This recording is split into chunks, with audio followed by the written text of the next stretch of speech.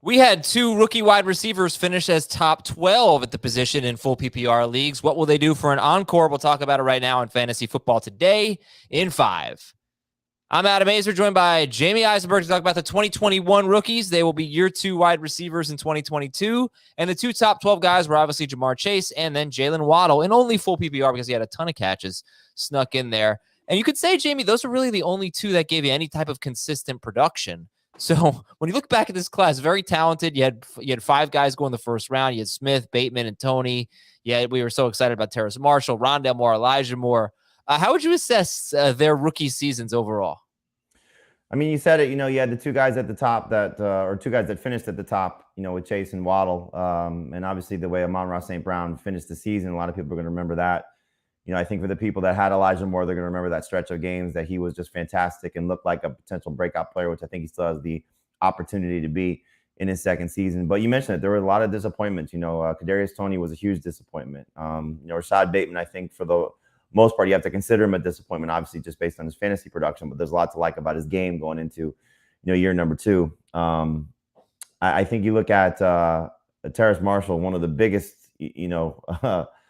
mistakes I made in a rookie-only draft last season was taking him over Elijah Moore with the last, or not the last pick, but back end of 14-team, first-round rookie pick, thinking that he's going to be back with his, play caller essentially in Joe Brady in Carolina, and it didn't work with Joe Brady. Now who knows what's going to happen, in year number 2. There's still some potential there, obviously, but it's just it's I think just kind of all over the place. When you look at Elijah Moore and Amon-Ra St. Brown and tie them into, I think Jamar Chase and Jalen Waddle, you hope that you get just a bigger, sample size of greatness from those two.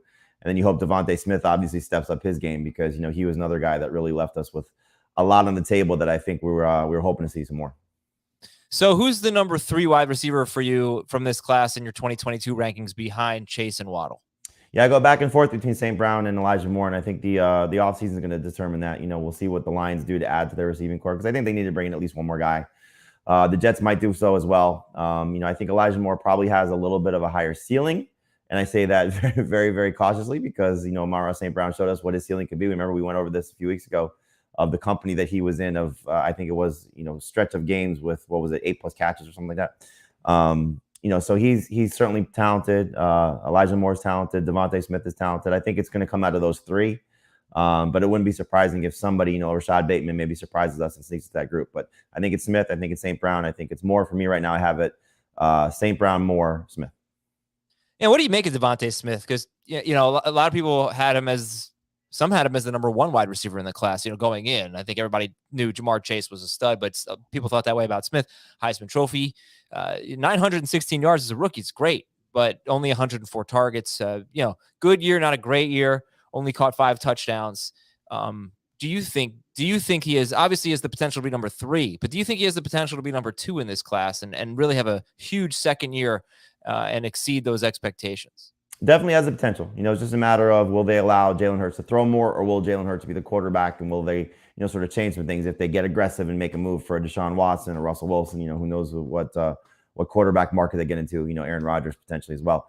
But they have the capital to make that type of move with the 3 draft picks in the first round. So if it's just Jalen Hurts and things stay the same, then it's going to be tough for DeVonta Smith because the targets probably aren't going to be there in this offense with the way that they want to run things, running the ball. Now, if they open things up, which I think they should, get a little bit more balance on offense, let Jalen Hurts show that he can actually play and throw the ball, because I think he can.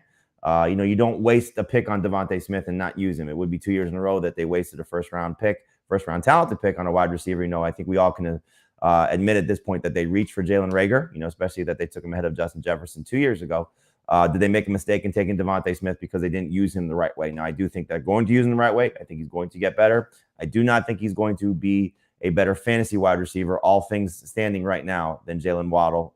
Probably not than Jamar Chase as well. You got to love the way they're talking about Jalen Waddle. The new coaching staff really seems to love him. So that's something we'll talk about on the full-length show of Fantasy Football Today. I'll ask Jamie for a sleeper in this class, a breakout, and a bust. And you'll hear that on Fantasy Football Today. Thanks. We'll talk to you tomorrow